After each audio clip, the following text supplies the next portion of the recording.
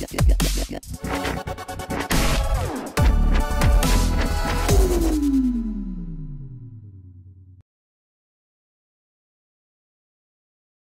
cette vidéo, nous allons voir comment réaliser un diagramme statistique. À titre d'exemple, je vous propose le tableau que j'affiche à l'écran qui regroupe plusieurs valeurs d'un caractère donné et les effectifs correspondants. Dans un premier temps, on va vérifier que les listes L1 et L2 qu'on va utiliser dans l'exemple sont vides. Alors pour cela, on va dans l'éditeur de listes en appuyant sur les touches Stat puis 1. On s'aperçoit que les listes L1 et L2 ne sont pas vides. Nous allons donc effacer leur contenu.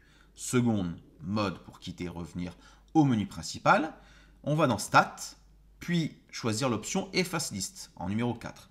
Je sélectionne les listes à effacer, donc en l'occurrence ici L1 et L2, en appuyant sur seconde L1, virgule. Alors attention, il faut sélectionner le symbole virgule et non pas le point qui sert à séparer la partie entière de la partie décimale d'un nombre. Puis ici, seconde 2 pour sélectionner la liste L2. En appuyant sur Entrée, un message nous indique que la suppression a bien été établie. Si toutefois vous voulez effacer toutes les listes de l'éditeur, il suffit d'appuyer sur la touche seconde et plus et de prendre l'option 4, effacer toute liste, puis Entrée. Dans les deux cas, le même message apparaît. Il ne reste maintenant plus qu'à saisir les valeurs de notre exemple. Stat, puis 1.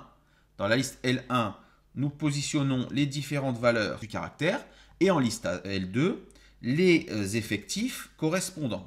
Nous allons ensuite accéder au menu des graphiques statistiques en appuyant sur les touches seconde puis F de X. Ici, on sélectionne le premier. On voit à l'écran que 3 graphiques statistiques peuvent être simultanément affichés à l'écran.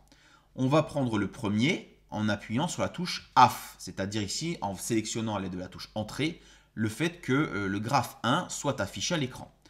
On choisit le type de graphique, donc en l'occurrence ici on a sélectionné un diagramme en boîte à moustaches, puis on sélectionne la liste L1 en tant que valeur du caractère étudié, et ici L2 les fréquences correspondantes, donc c'est-à-dire ce qui correspond ici aux effectifs.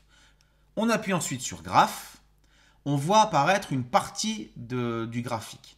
Nous allons maintenant étudier un zoom spécifique au graphique statistique en appuyant sur les touches Zoom puis 9.